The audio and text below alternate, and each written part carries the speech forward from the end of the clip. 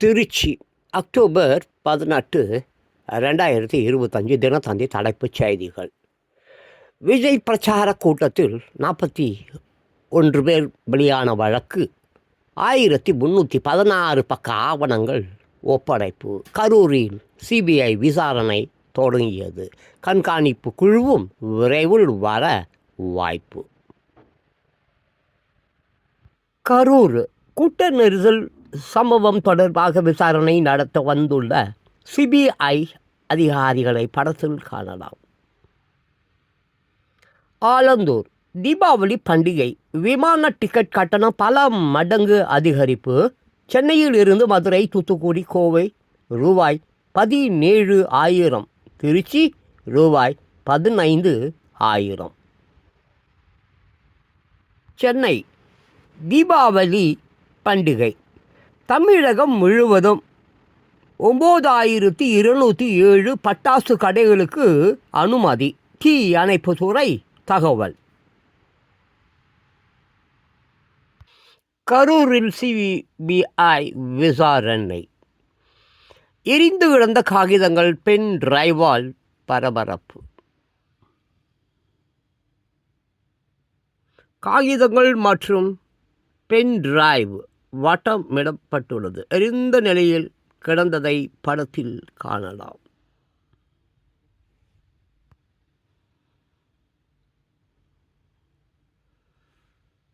London பிரபல குச்சிப்புடி கலைஞர் அருணிமா குமாருக்கு இங்கிலாந்தின் உயரிய பதக்கம்.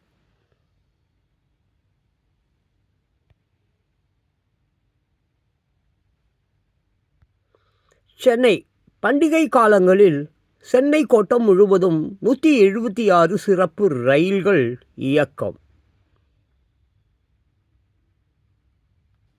மதுரை மக்கள் நடைமுறை சிக்கல்களை சந்திக்க நேரிடும். சாலைகள், தெருக்களில் சாதி பெயர்களை நீக்க தடை. மதுரை ஐகோர்ட் உத்தரவு. ராய்ப்பூர் சத்தீஸ்கரில் 210 நக்சலைட்டுகள் சரண், ஆயுதங்களையும் ஒப்படைத்தனர். சென்னை மக்களை ஏமாற்ற பொய்களை முதலீடு செய்யாமல் தொழில் முதலீடுகளை ஈர்க்க நடவடிக்கை எடுக்க வேண்டும். அன்புமணி ராமதாஸ் வலியுறுத்தல்.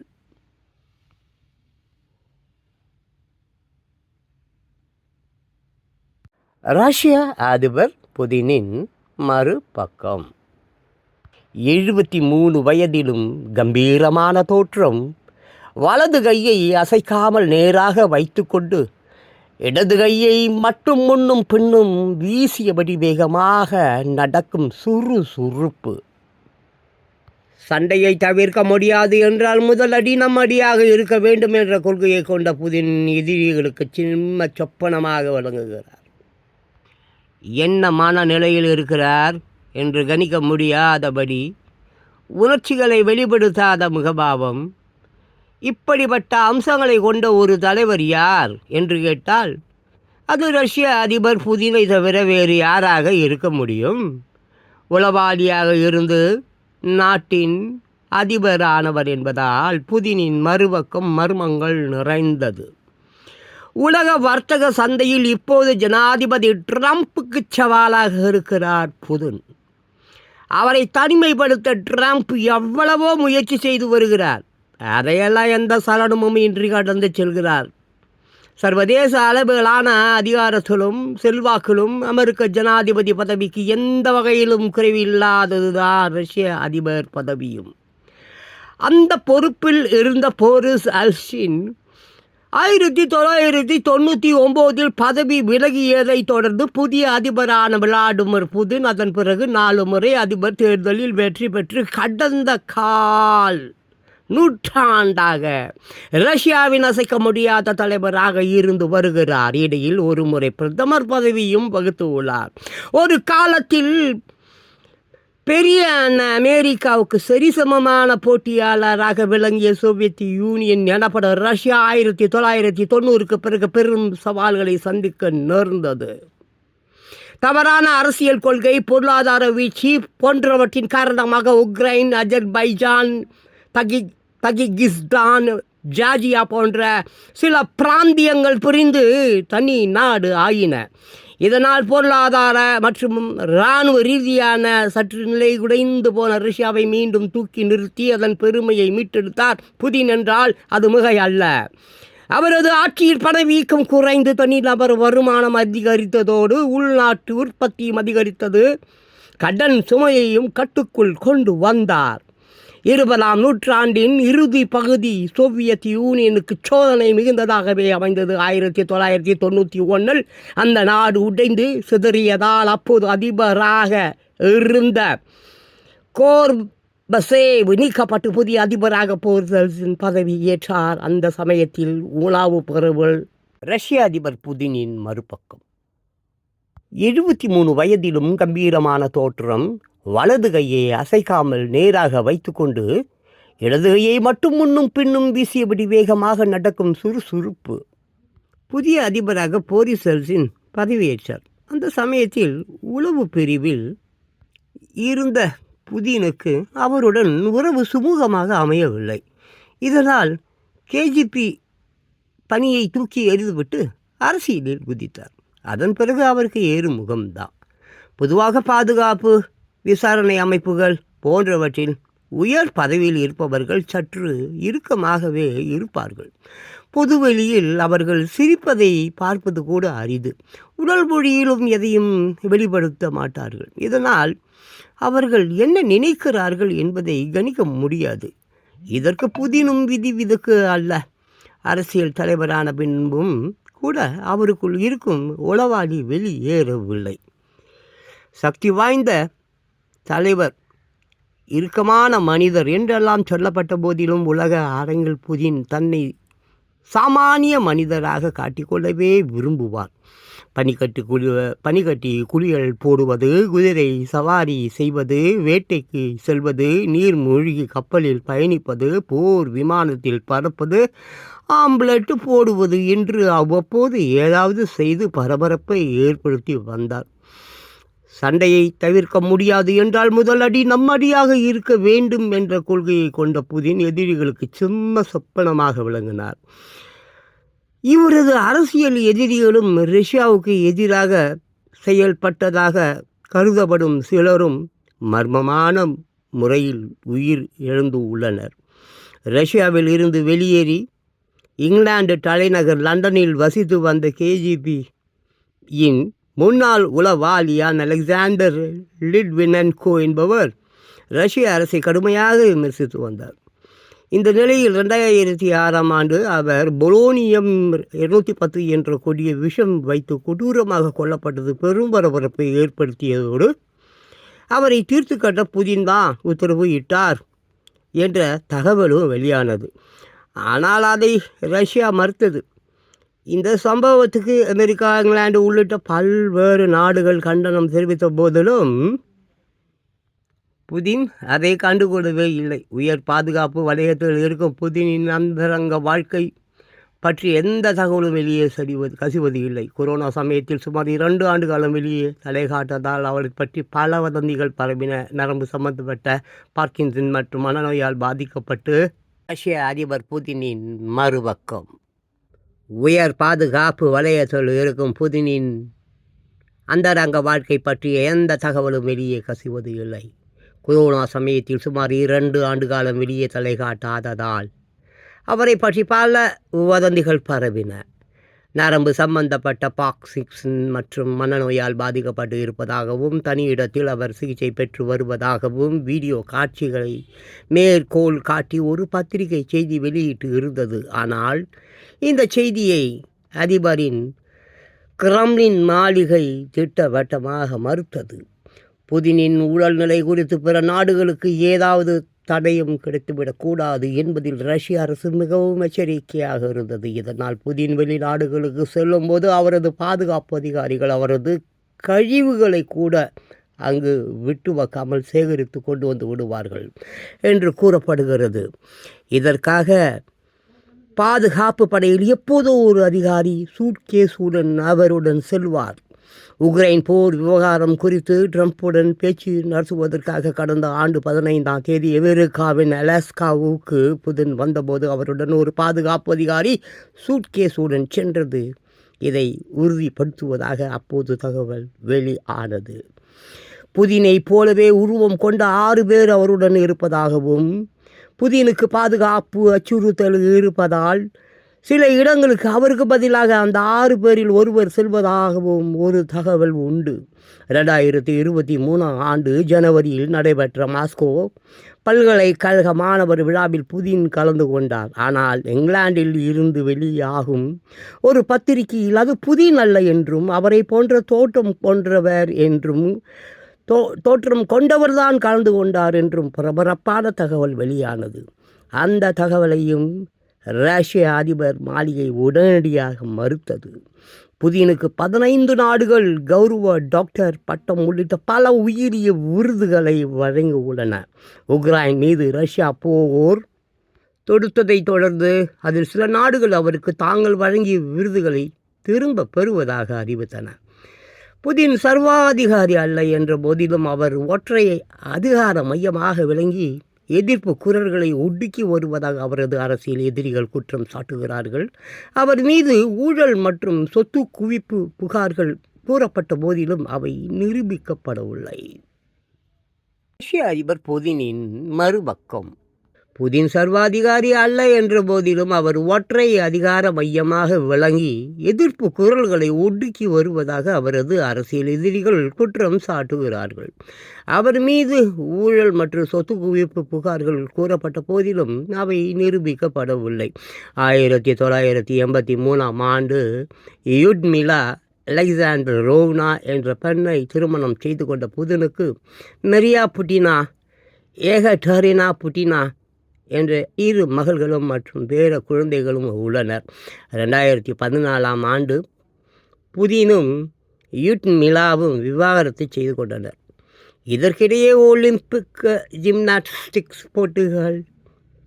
போட்டியில் தங்கம் வென்ற விளையாட்டு வீராங்கனை எலீனா கபேவா என்பவரை புதின் 2வது திருமணம் செய்து கொண்டதாகவும் அந்த பெண் மூலம் அவருக்கு எலிசாவோவேடா என்ற மற்றொரு மகள் இருப்பதாகவும் அங்குள்ள ஒரு பத்திரிகையில் பரபரப்பாக செய்தி வெளியானது. ஆனால் அந்த தகவல் பின்னர் மறுக்கப்பட்டது. நீண்ட காலமாக இந்தியாவுக்கு நெருங்கிய நட்பு நாடாக விளங்கும் ரஷ்யா சில நெருக்கடியான காலகட்டங்களில் நமக்கு கை கொடுத்து உதவி இருக்கிறது. உக்ரைன் உடனான போரை நிறுத்த மறுக்கும் ரஷ்யாவுக்கு சில பொருளாதார தடைகளை விதித்துள்ள அமெரிக்கா அந்த நாட்டிடமிருந்து இந்தியா கச்சா எண்ணெய் இறக்குமதி செய்வதால் நம் நாட்டு பொருட்களுக்கு கூடுதல் வரி விதித்து இருக்கிறது. அமெரிக்கா தரப்பில் இருந்து ரஷ்யாவுக்கு தொடர்ந்து பல நெருக்கடிகள் கொடுக்கப்பட்டாலும் முந்தைய அதிபர்களைப் போலவே புதினும் இந்தியாவுடன் நல் உறவை பேணி வருகிறார். எப்போதுமே தனது நிலைப்பாட்டில் உறுதியாக இருக்கும் புதின் எதையும் அவ்வளவு எளிதில் விட்டு கொடுக்க மாட்டார். 2 ஆண்டுகளுக்கு மேலாக நீடிக்கும் உக்ரைன் உடனான போரில் ரஷ்யாவுக்கும் இழப்புதான் என்ற போதிலும் அமெரிக்கா மற்றும் ஐரோப்பிய நாடுகளின் நெருக்கடிகளுக்கு பணிந்து சண்டையை நிறுத்த புதின் தயாராக இல்லை. சமரச பேச்சுவார்த்தைக்கான முயற்சிகள் தொடர்கின்றன. புதின் என்ன செய்ய போகிறார் என்று பொறுத்திருந்து பார்ப்போம்.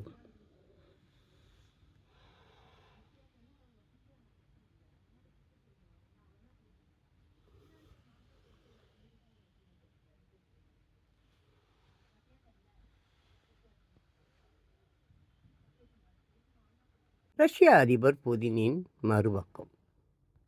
புதின் அரசியலுக்கு வருவதற்கு முன் ரஷ்யாவின் உளவு அமைப்பான கேஜிபியில் முக்கிய பதவி வகித்தவர் என்பது பலரும் அறிந்தது.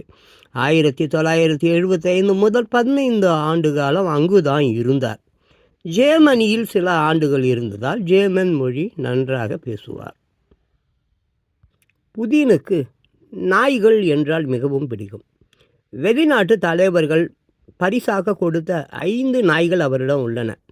இதில் கொன்னி என்ற நாய் மீது அவருக்கு பிரியம் அதிகம்.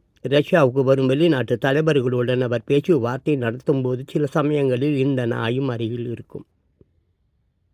நேரம் தவறாமையை கடைபிடிக்கும் பழக்கம் புதினுக்கு கிடையாது. என்றும் நிகழ்ச்சிக்கு சரியான நேரத்தில் வரமாட்டார் என்ற ஒரு குற்றச்சாட்டு அவர் மீது உண்டு. ஒரு முறை ரஷ்யா வந்திருந்த போப் ஆண்டவர் பிரான்சிஸ் புதினை சந்தித்து பேசினார். இந்த சந்திப்புக்கு புதின் குறித்த நேரத்தில் வராமல் 1 மணி நேரம் தாமதமாக வந்து பேசியது பேசு பொருளாக ஆனது. இதேபோல் இங்கிலாந்து ராணி எலிசபெத் மாஸ்கோ வந்தபோதும் நீண்ட நேரம் காத்திருக்க வேண்டியது ஆகிவிட்டது. இதனால் அவரும் தர்ம சங்கடத்துக்கு ஆளானார். உலகின் சக்தி வாய்ந்த தலைவர்களில் ஒருவராக விளங்கும் புதின் ஒரு புரியாத புதிர். புதின் நடவடிக்கைகளையும் அரசியல் காய் நகர்த்தும் விதத்தையும் எளிதில் கணித்து விட முடியாது.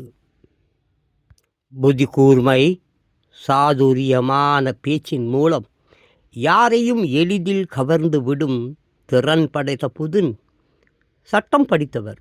பள்ளியில் படிக்கும் போதே ஜூடோ கற்றுக்கொண்டு தேசிய அளவிலான போட்டிகளில் பங்கு கொண்டுள்ளார். கராத்தேயில் பிளாக் பெல்ட் வாங்கி உள்ளவர். கால்பந்து மற்றும் ஐஸ் ஹாக்கி போட்டிகளை விரும்பி பார்ப்பார்.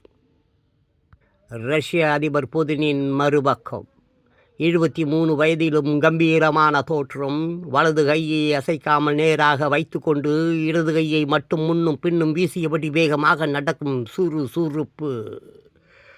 சண்டையை தவிர்க்க முடியாது என்றால் முதல் அடி நம்மடியாக இருக்க வேண்டும் என்ற கொள்கையை கொண்ட புதின் எதிரிகளுக்கு சிம்ம சொப்பனமாக விளங்குகிறார்.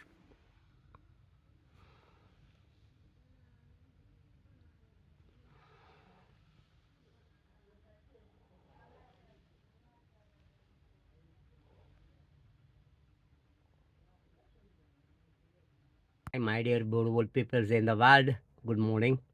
அன்பானவர்களே, பிரியமானவர்களே, உலக மக்களே, வணக்கம். இப்போது சில விஷயம் நம்ம ரஜினி ஷோஸோ இருக்காங்களே, நான் ஏற்கனவே ஏகப்பட்ட ஒரு 1000 வீடியோ மேலே நான் போட்டிருக்கேங்க ஏற்கனவே. இப்போ சரி, அதை விடுங்க. நம்ம போய் இப்போ பழைய வீடியோலாம் போய் பாருங்கள், சப்ஸ்கிரைப் பண்ணுங்கள், லைக் போடுங்க, கமெண்ட் போடுங்க. அந்த மாதிரி கெஞ்சிராலாம் கிடையாது. சரி, வாங்க வாங்க. கை கால்களைப் போல மனமும் ஒரு கருவி. கை காலை போலவே மனமும் ஒரு கருவி தான். நம் கை கால்களை நாம் உத்தரவு விடுவதற்கு பதிலாக நம்ம கையை கொஞ்சம் அசைஞ்சு கொடு, காலே கொஞ்சம் அசைஞ்சு கொடு அப்படி சொல்லி இந்த மூலகத்தில் அது உத்தரவு கொடுக்கறதுக்கு முன்னாடியே நம்மை மீறி அவை அசைந்தால் உடல் முழுவதும் குழப்பம் ஏற்படும். என்னடா நமக்கு தெரியாமல் கையாடு டான்ஸ் எல்லாம் போடுது சொல்லினா ஒரு குழப்பம் ஏற்படும். அதுபோல் நம் மனமும் நம் உத்தரவை மீறி செயல்பட நாம் அனுமதித்தால் அது துன்பத்திற்குத்தான் இழுத்து செல்லும். நம்ம மனம் உள்ள ஒருத்தர் வருகிறாம்மா, அவன் சொல்கிறத கேட்கணும். அவன் சொல்கிறத கேட்கலாம் கண்டிப்பாக கஷ்டம்தான் வரும். அப்புறம் பாருங்கள், அபாயத்துக்கு பயப்படுகிறவர்களுக்குத்தான் எப்போதும் இவ்வுலகில் அபாயம் காத்திருக்கிறது. இந்த பயந்தாங்கொல்லி நம்ம திட்டு பையன், ஆமாம், அருவா கத்தி கித்தியெல்லாம் வச்சுன்னு 10 பேரை வெட்டுவான். ஆமாம், தனியாக போயெல்லாம் வெட்ட மாட்டான். நல்ல கைங்க, அவன் முன்னால் ஒரு 10 பேர் சுற்றுவான். 10 பேர் கூட சேர்ந்து இந்த கிச்சிக்காரன் துடு கொடுத்து போய் பண்ணலான்னுவான். அதுக்கப்புறம் ராத்திரி பூரா தூங்காமல் இருப்பான். அபாயம், புரியுதா? அபாயத்துக்கு பயப்படுகிறவர்களுக்குத்தான் எப்போதும் இவ்வுலகில் அபாயம் காத்திருக்கிறது. துணிச்சலாளர் நம்ம நேர்மை உண்மை உண்டவன் ஒருபோதும் எவனுக்கும் பயப்படுவதில்லை. கடவுளுக்கு கூட பயப்பட மாட்டான். அதான் கடவுள் இல்லைன்றமே, அப்புறம் ஏன் பயப்பட போகிறோம்? சரி, அதை விட்டு. விஞ்ஞானம் பயனுள்ள வேலையால். விஞ்ஞானம் என்பது ஒரு அற்புதமான ஒரு வேலைக்காரன், ஆனால் மோசமான எஜமான். புரியுதா? விஞ்ஞானம் பயனுள்ள வேலையால், ஆனால் மோசமான எஜமான். அதை மறந்துவிடக்கூடாது. ரைட்டா? நம்ம ChatGPT, என்னது ஏஐ, ஆர்டிஃபிஷியல் இன்டெலிஜென்ஸா, கம்ப்யூட்டரா, ரோபோவா, அது உனக்கு கொண்டுடா பாவி. உயிரோடு இருக்கிற நல்ல ஃப்ரெண்டுன்றான், அவனே பின்னால் கொடுத்துறான். கம்ப்யூட்டருக்கு உயிரும் இல்லை, ஒரு மயிரும் இல்லை, அது உன்னை கொள்ளாத. சரி, பார்த்துக்க. அதுக்கப்புறம் பாரு, ஒரு கன நேர அன்பு காலத்தால் முடியாதபடி உங்கள் இருப்பின் வெகு ஆழம் வரை ஊடுருவி விடுகிறது. அது உங்களுக்குள் தொடர்ந்து பிறப்புகள் எடுத்துக்கூட இருக்கும். அந்த ஒரு கண நேர அன்பே இத்தனை சிறப்பு கொண்டு இருந்தால் நம் வாழ்நாள் வரை அது எவ்வளவு எத்தனை சிறப்புகளை தரும் புரிந்து கொள்ளுங்கப்பா. ஒரு கண நேரம் அன்பு செலுத்தினாலே அது அவ்வளோ ஆழம் போகுதுன்னா, காலம் பூரா அன்போட வாழ். உன்னை நேசி, பிறரை நேசி, எதிரியை நேசி, எல்லோரையுமே நேசி. அப்போ நீ காலத்துக்கு எவ்வளோ சாதனைகள் புரிவாய். அடுத்த வீடியோவில் பேசுகிறேன். அன்பான பிள்ளைகளே, சிறுவர்களே, ஆண் பெண் சிறுவர்களை சொல்கிறேன். என் செல்ல பிள்ளைங்க நீங்கள். அந்த கிழமங்கெழுவிங்களை நான் மதிக்க மாட்டேன், அவங்களுக்கு கதையும் சொல்ல மாட்டேன். ஏன்னா திருட்டு நாய்ங்க அதுங்க, எச்சைங்க. அந்த நாட்டை கெடுத்துட்டு குட்டிச்சவரை, இந்த நாடு குட்டிச்சவராக போனதுக்கு அந்த தான் பிரியாணி கோட்டரை வாங்கி தூண்ட நாய்ங்க அதுங்களுக்கு நான் கதை சொல்வதில்லை. ஏன்னா இந்த உலகம் யாருக்கு சொந்தம்? ஜென்சி கிட்ஸுகளுக்கும் 2K கிட்ஸுகளுக்கும் சொந்தம். அப்படிப்பட்ட இந்த உலகத்தை நாசம் பண்ணி பெற்ற பிள்ளைங்களை ரோட்டில் விட்ற கேள்விங்களுக்கெல்லாம் நான் கதை சொல்ல மாட்டேன். இந்த ஜென்சி கிட்ஸை 2K கிட்ஸ் உங்களுக்கு தான் இந்த கதை. அதாவது நீங்கள் ஜென் கதைங்க கேள்விப்பட்டிருப்பீங்க. அமெரிக்காவில் சைனா டவுன் சொல்லிட்டு ஒரு ஏரியா உண்டு. அங்கே ஒரு சீன துறவி ஒருத்தர் வந்து தோளில் ஒரு பையன் மட்டும் போட்டுன்னு இருக்கிற ஒரு சிலை இருக்கும். அது சிரிச்சு கொண்டே இருக்கும். அந்த சிலை அமெரிக்காவில் சைனா டவுன் என்ற பெயர் அங்கே இருக்குது அந்த சிலை. அந்த சிலையில் என்னென்னா பாருங்களேன், இன்றைய அமெரிக்காவில் சீனர்கள் அதிகம் வசிக்கும் சைனா டவுன் பகுதியில் ஒரு சீனரின் சிலை உண்டு. பையை தோளில் சுமந்தபடி கம்பீர சிரிப்புடன் சிலை வடிவில் நிற்பவர் பெயர் தை. இவர் ஒரு ஜென் அறிஞர். சரியா? இவரை வந்து சிரிக்கும் புத்தன் கூட சொல்லுவாங்க. சரி, விஷயத்துக்கு நம்ம வந்துடும். இவர் எப்படின்னு சொன்னாங்க, அந்த தோல் பை இருக்குது இல்லையா, அதில் எப்போவுமே பார்த்தா அந்த மிட்டாய், சாக்லேட்ஸு, சின்ன சின்ன தின்ற பொருளுங்க, சின்ன சின்ன பரிசு பொருளுங்க இது மூலம் வச்சுன்னு இருப்பார். அங்கே அப்படி போவார். அவன் யாரை பார்த்தாலும் ஏதாவது உதவி கிதவினா ஒரு ரூபா கொடு அவ்வளோதான் கேட்பார். சினிமா படம் கூட ஒன்று, செந்தில் படம் ஒன்று, பழைய சினிமா படம் 10 ரூபாலாம் கொடுத்தா வாங்க மாட்டார், 1 ரூபா தான் வாங்குவார். ஆமாம், விடு, அது மாதிரி கதைங்கள்லாம் வேண்டாம். 1 ரூபா தான் வாங்குவார். அப்புறம் அந்த மாதிரி கோயிலுங்க அங்கே இங்கே புத்த மடாலயம் எங்கே எப்போனாலும் 1 ரூபி தான் கேட்பார். அது தனக்கு தேவையானதை வாங்கிப்பார், சாப்பிட்டுப்பார். அந்த பிள்ளைங்களுக்கு, விளையாட்டு பிள்ளைங்களுக்கெல்லாம் எங்கெல்லாம் கூட்டம் இருக்குதோ அந்த மாதிரி இடங்கள்ல இவரை பார்க்க முடியும். பிள்ளைகளும் வந்து அவரை சூழ்ந்து கொண்டு ரொம்ப அற்புதமாக இருக்கும். அந்த காட்சி வந்து ரொம்ப அற்புதம். அவர் பேர் வந்து தை. சரிங்களா? இப்படி இருக்கும். அந்த பொம்மையை நீங்கள் பார்த்துருக்க வாய்ப்பு இருக்குது. ஸோ இப்போ என்ன விஷயத்துக்கு வந்துடுவோம்.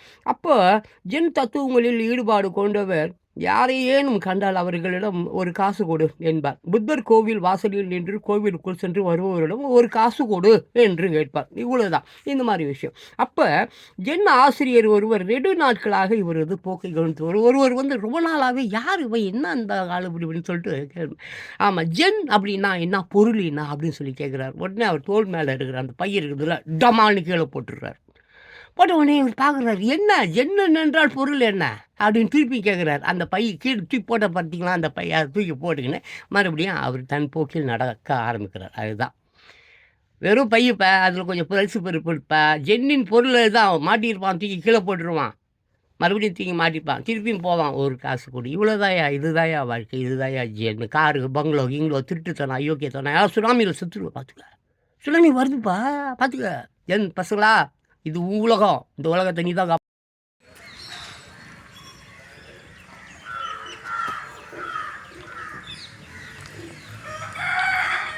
ஆமா.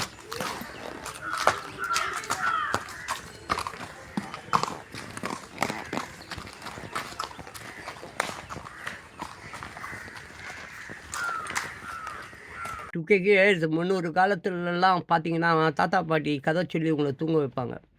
இந்த காலத்தில் தாத்தா பாட்டி ஆகட்டும், இல்லை 3 பேர்த்த அப்பா அம்மா ஆகட்டும், அவங்க கதையே நாரி போச்சு. எங்கே உனக்கு கதை சொல்லி தூங்க வைக்க போகிறாங்க. சரி, இந்த தாத்தா கதை சொல்கிறேன் கேளு. அதாவது ஒரு வேடன், செம்ம பயங்கரமான இடி மின்னல். ஒரு வேடன்னா என்னப்பா, பறவைகளை பிடித்து ஒரு வலையில் போட்டுக்கொண்டு அப்படியே வரான். குளிர்து, பயங்கரமாக குளிர்து. இப்போ எங்கே போகிறதுன்னு தெரியல, யாரும் காப்பாற்ற முடியாது, காடு. சரின்னு பார்க்குறான் ஒரு மரம். அந்த மரத்து அடியில் வந்து அப்படியே உட்காடுறான். மரத்துக்கு மேலே பார்த்தா ஒரு ஆண் புறா. அந்த ஆண் புறா, ஐயோ என்னப்பா இப்படி புயல் அடிக்குது, மழை அடிக்குது, என் பெண் புறா, பெண் புறா மீன்ஸ் வாட், அந்த ஆண் புறாவுடைய மனைவி, ஐயோ என் பொண்டாட்டியை காணமே, என் பொண்டாட்டி எங்கே சிக்கிங்கதோ, எவன் பிடிச்சி வச்சுன்னுக்கிறான்னு சொல்லி அழுது கொண்டு இருக்கிறது. அப்போது பார்த்தீங்கன்னு சொன்னாக்க அந்த வேடம் இருக்கிறானே, அந்த வலை இருக்குதே, அந்த வலையில் இருக்கக்கூடிய பெண்புறா, கணவனே கவலைப்படாதப்பா, என்னை பிடிச்சி வச்சுக்கிறான், இருந்தாலும் ஒரு விஷயம் பண்ணு, நம்ம விருந்தாளி அவன் நம்ம வீடு தேடி வந்திருக்கான், மரம் என்பது மரத்துக்கு அவங்க வீடு தேடி வந்திருக்கான், அவனுக்கு குடிக்கிறதுக்கோ இல்லை சாப்பிட்றதுக்கோ ஏதாவது பாவம் விருந்தினரை நம்ம உபசரிக்கணும் அப்படின்ற மாதிரி பெண் புறா சொல்லுது. இதை அந்த ஆண் புறா கேட்க அப்படியா விருந்தாளி உன்னை பிடிச்சி வச்சுன்னு இருக்கிறானே, சரி நம்மளை தேடி வந்துட்டான், நம்ம வீட்டுக்கு வந்துட்டான், நம்ம அவனை உபசரிக்கணும்னு சொல்லிட்டு அப்போ அந்த வேடன்கிட்ட சொல்லுது, ஏப்பா என்னப்பா ஐயோயோ பயங்கரமாக இதுமா நானே ரொம்ப ஏக்கத்தில் இருக்கிறேன், என் பொண்டாட்டி இன்னும் வரவே இல்லை, எங்கே சிக்கிச்சோ போச்சு. உடனே சரி என் வீட்டுக்கு நீ வந்திருக்கிற, என் மரத்தடியில் இருக்கிற, உனக்கு என்ன வேணும் அப்படின்னு சொல்லி எனக்கு ரொம்ப குளிருது அப்படின்னு. சரி இது ஓடி போய் எங்கே ஒரு அந்த நெருப்பு கொம்பு இந்த டீப்பந்தமா ஏதோ ஒரு அளவு அதை ஒன்று எடுத்துன்னு வருது. அப்புறம் அங்கே இருக்கிற கொஞ்சம் குப்பைங்கள்லாம் போட்டு அதை சூடு பண்ணி அதை குளிர்காய வைக்குது. அப்புறம் உடனே சொல்லுது, வெறும் குளிர்காய மட்டும் போதாதுப்பா, பசிக்குதுப்பா அது அப்படின்ட்டு. பசிக்குதா கடவுளை விருந்தாளிக்கு பசிக்கக்கூடாதுன்னு சொல்லிட்டு என்ன பண்ணுது, அந்த ஆண் புறா அந்த நெருப்பில் விழுந்துடுது. நெருப்பில் விழுந்து சாது உடனே ஐயோ ஏன் பசி போக ஒரு புறா டீயில் விழுந்து போச்சு அப்படின்னு சொல்லிட்டு அவன் யோசிக்கிறான். அடடா நான் எவ்வளோ பேரை கொன்று சாப்பிட்டுருக்கேன், பல பேர் என் பசிக்காக எத்தனை உயிர்களை இப்போ நான் கொண்டு இருக்கிறேன், எவ்வளோ பெரிய பாவியை நான் அப்படி சொல்லிட்டு ஈனா பண்ணுது. உடனே அந்த வலையை திறந்து இருக்கிற பறவைகள் எல்லாத்தையும் பிரித்து விட்டுடுது, ஓடிப்போங்க அப்படின்ட்டு. இதை அவன் பார்த்து கொடுத்துருக்கான். உடனே அந்த பெண் புறா இருந்தது இல்லையா, அதையும் நான் புருஷனே செத்து போட்டான், நானும் சாவரன்னு சொல்லிட்டு அந்த தீயில் விழுந்து அதுவும் செத்து போகுது. இதை பார்த்து அவள் அடக்கடுவில் இதெல்லாம் கொடுமையாக இருக்குதுச்சே, எப்பேற்பட்ட துரோகின்னு நான் சொல்லிட்டு அந்த வேடனும் அந்த நெருப்பில் விழுந்து சாகுறான். இதுதான் புரியுதா? பிறருக்கு நீ தீங்கு செஞ்சால் கண்டிப்பாக ஒரு நாள் நீ தீயில் விழுந்து சாவ. இதை புரிஞ்சுக்க. இதை புரிஞ்சுக்கிட்டு உண்மையாக வாழ கற்றுக்க. ஒரு விருந்தாளி உன்னை தேடி வருகிறான், விரோதி உறவுக்காரனையே உதறி விட்டுட்டு வாழக்கூடிய நாய்களாக இருக்காதீங்க. அப்புறம் தீயில் எரிந்து விடுவீர்கள், வரக்கூடிய சுனாமியில் கூண்டு அழிஞ்சிடுவீங்க. ஓட்டுக்கட்டில் அவனுமே படாது. எந்த கட்சிக்காரனையும் ஆதரிக்காத. டுகே kids, I my dear beautiful peoples in the world, good morning. பிரியமானவர்களே, அன்பானவர்களே, வணக்கம்.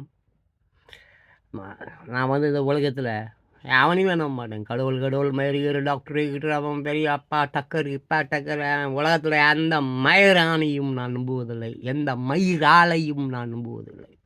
நான் நம்புவது இரண்டு விஷயங்கள் தான். ஒன்று கனவுகள், மற்றொன்று கண் திருஷ்டி. என் வாழ்க்கையிலேயே பார்த்துருக்குறேன். இந்த கண் திருஷ்டின்னு ஒன்று உண்டு.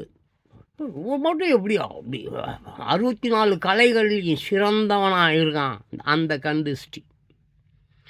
நான் பிறந்ததே 3/1/1963 பிறந்திருக்கிறேன். நான் பிறந்தப்போ சுனாமி வந்துருக்குது. போய் பார், சரித்திரத்தில் போய் பார். 64 கலைகள். ஆமாம், பிறந்ததே 3/1/1963. அப்போ 64 கலைகளில் 63 கலைகளில் 10% கூட நான் தேர்ச்சி பெற்றிருக்க மாட்டோம். நான் அப்படி தான். அந்த கண் திருஷ்டி ஒன்று டேஞ்சர். இன்னொன்று கனவுகள் என்பது என்ன தெரியுமா? உள் உணர்வுகள் தான். உன்னை எவா இந்த நிமிஷம் நீ எப்படி இருக்கிறன்னு கேட்க நீ என்ன சொல்வ? நான் போய் சொன்னேன், ஏமாத்தனேன், இப்போ தான் அவளை வேலை பார்த்துட்டு வந்தேன்னுவேன். உன்னை இந்த நிமிஷம் நீ எப்படி இருக்கிறன்னு சொல்லி கேட்டா, நீ நல்ல கரெக்டான சிந்தனை உள்ளவனா இருந்தால் உன் உள் உணர்வுகள் சூப்பராக இருக்கிறேன்னு சொல்லும்.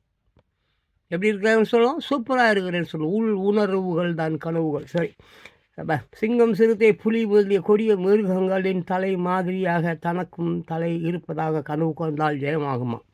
அப்படியே கனவுல கூட சிங்கம் தலை, புலி இந்த மாதிரி உன் தலை கனவுல உன் தலை சிங்கம், புலி, இந்த கரடி தலை மாதிரி இருக்கிற மாதிரி நீ கனவு கண்டா ஜெயமாகுமா? ஆமாம், மனுஷன் கனவு மட்டும் கண்டாத. உன் கனவுல மனுஷன் வர்ற மாதிரி, மனுஷன் தலை இருக்கிற மாதிரி, மனுஷி தலை இருக்கிற மாதிரி, மெயினாக கட்சிக்காரன் தலை இருக்கிற மாதிரி பார்த்துட்டு செத்துருவார், நீ நைட்டே செத்துருவார். ஆமாம், அது பார்த்துக்கப்புறம் குதிரை, நாய், கழுதை இவைகளின் தலை போல் தன் தலை இருப்பதாக கனவு கண்டால் அடிமைக்காரன் ஆவானா? எது இங்கே பாரு, அதே சிங்கம், சிறுத்தை, புலி அந்த மாதிரி இருந்தால் ஜெயமா? அதே பாரு, குதிரை, நாய், கழுதை இந்த மாதிரி சாலை இருக்கிற மாதிரி கனவு கண்டா நான் அடிமை நாய் ஆகிடுவான். அடிமை நாயை, கொத்தடிமையிலிருந்து வெளியே வாங்கப்பா. உன் பிள்ளைங்கள்லாம் பிச்சை எடுத்துனுக்குது. பெற்றவர்களே உங்களை தான் சொல்கிறான், தயவு செஞ்சு கோட்டருக்கு போய் தேர்தல் வருதுப்பா, இந்த பிரியாணி கோட்டருக்கிட்டலாம் வாங்குறதுலாம் திருந்து எல்லாம் சுனாமியில் சுற்றுருவோம். பார்த்துக்க, உன் பிள்ளைங்களுக்கு துரோகம் பண்ணுற நீ, உன் பிள்ளைங்களை அழிவு பாதையில் கொண்டு செல்கிறாய். ஒழுங்காக திருந்து